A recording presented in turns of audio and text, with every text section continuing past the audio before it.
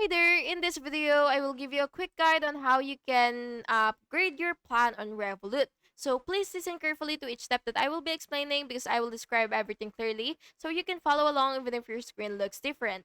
So before starting, make sure that you have the correct plan or version that supports this feature so you will have full access to everything you need. So first, you will open your Revolut app, and once you're here, you will go to login section and log in with your account.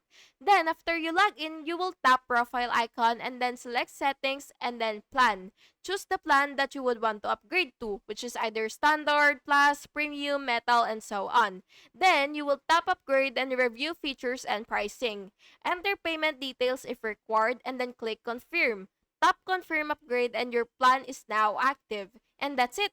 Thank you so much for watching this video, and I really hope it was helpful for you. And if it was, please make sure to like and subscribe for more videos like this. Thank you so much and have a good day.